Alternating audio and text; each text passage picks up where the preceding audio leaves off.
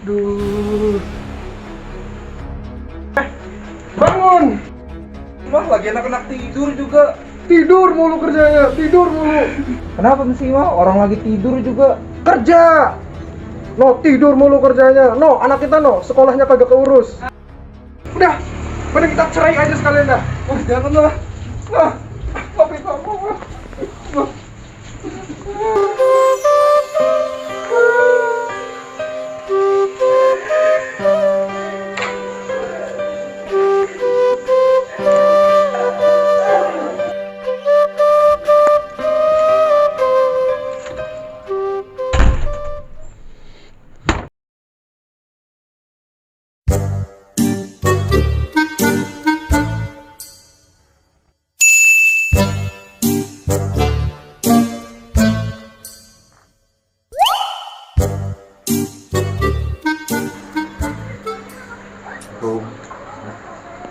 Waalaikumsalam. Silahkan masuk.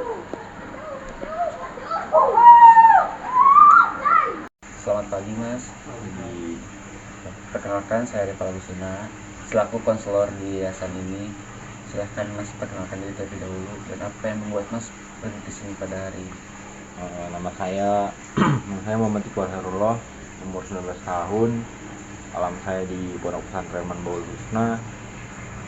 Dan yang membawa saya kesini adalah saya merasa kesepian dan tidak bahagia, Mas. Oh, seperti itu ya. Jadi Masnya sebelumnya pernah melakukan konseling belum? Belum, Kak, ini pertama kali. Oke lah, kalau begitu saya akan untuk lebih jelasnya saya akan menjelaskan ke Mas Iqbal apa itu layanan konseling individu. Kak, silahkan. Oke, jadi layanan konseling individu itu adalah sebuah bimbingan ataupun pendampingan seorang konselor secara individu kepada salah satu konseli secara individual. Jadi dalam proses tersebut, seorang konselor membantu konseli untuk menjelajahi, memahami serta mengatasi permasalahan yang dihadapinya. Bisa dipahami? Bisa, Kak. Apakah Mas Iqbal bisa menjadi terbuka dan jujur kepada saya dalam sesi konseling ini dengan mengungkapkan semua permasalahan yang Mas Iqbal hadapi? Bisa, Kak. Bisa. Bisa. Oke Mas Iqbal, agar kegiatan konseling ini berjalan terstruktur dan efektif, kita akan memulainya selama 60 menit ke depan. Ya, Kak. Saya rasa waktu 60 menit itu merupakan waktu yang cukup, Kak, untuk saya bercerita.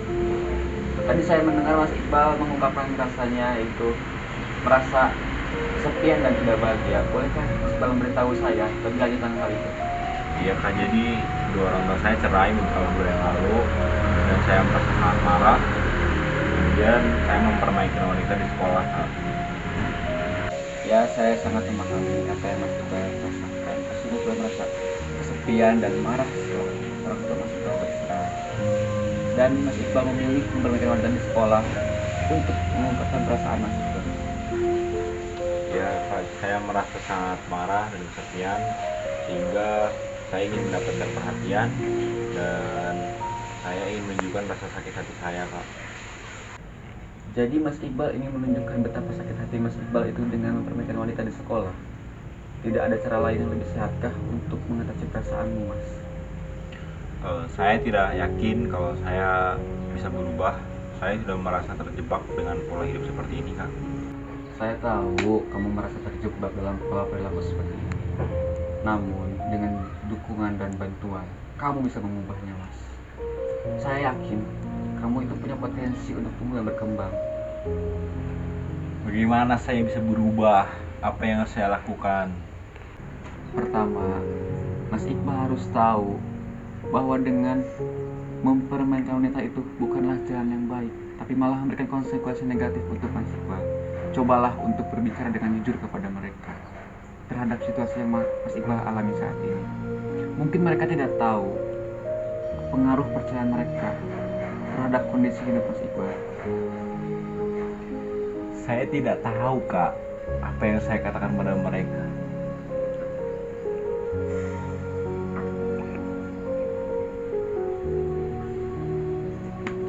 Terkadang situasi seperti ini kita bisa terjebak dan bagaimana memulainya. Mungkin dengan berdiskusi dengan mereka dapat membantu mereka untuk memahami perspektif Mas Iqbal. Kalau Mas Iqbal mengalami kesulitan untuk berbicara dengan mereka, kita bisa bekerja bersama untuk mencari solusi yang lebih tepat. Jadi, saya harus berbicara dan menjelaskan kepada orang tua saya bagaimana perasaan saya terhadap pertanyaan mereka. Begitu. Ya, itu adalah salah satu cara yang harus kamu coba. Mengkomunikasikan perasaanmu dengan orang tua akan membantu mereka untuk memahami dampak apa yang telah dirasakan oleh, dan mungkin akan menjadi jalan untuk mencari solusi bersama. Saya akan mencoba melakukannya. Apakah ada cara lain untuk mengatasi marah dan juga rasa kesepian saya? Selain bercerita kepada orang tuamu, mungkin kamu bisa mencari dukungan kepada teman-teman dekatmu atau guru-guru kamu di sekolah. Melibatkan kegiatan positif seperti olahraga, seni, ataupun menulis. Mungkin itu dapat melepaskan emosi kamu yang terpendam. Apakah ada kegiatan lain yang kamu lakukan untuk mengatasi permasalahan yang kamu rasakan?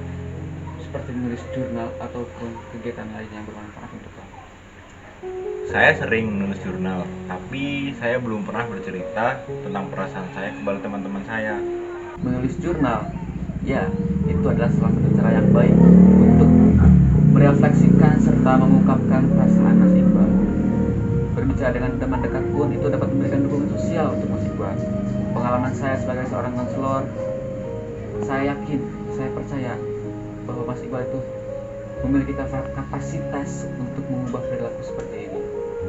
Dalam proses konseling seperti ini, saya akan menjelajahi faktor-faktor yang mengubah tindakan Mas Iqbal selama ini. Baik, saya akan mencoba saran dari Kak Rifa. Terima kasih. Tidak ada masalah. Saya di sini mendukung kamu Mas Iqbal selama proses konseling ini. Jadi, jika kamu masih ingin berbicara dengan saya atau masih ingin lebih lanjut mencari informasi tentang permasalahan ini, jangan ragu untuk menghubungi saya. Jadi, bagaimana proses konseling selama 60 menit ke belakang? Baik Kak, saya harap saya bisa mengatasi masalah hidup saya dan saya bisa berubah menjadi lebih baik lagi, dan saya bisa merubah kebiasaan buruk yang ada dalam hidup saya. Sama-sama Mas Iqbal. Saya yakin Mas Iqbal itu memiliki potensi untuk tumbuh dan berkembang. Jadi percayalah pada diri sendiri, tetap semangat Mas Iqbal. Baiklah, konseling kali ini saya tutup terlebih dahulu. Mari kita ucap alhamdulillah. Alhamdulillah ya Rabbil alamin. Baik, assalamualaikum warahmatullahi wabarakatuh. Saya keluar ya Pak. Ya, Terima kasih. ya. Mas.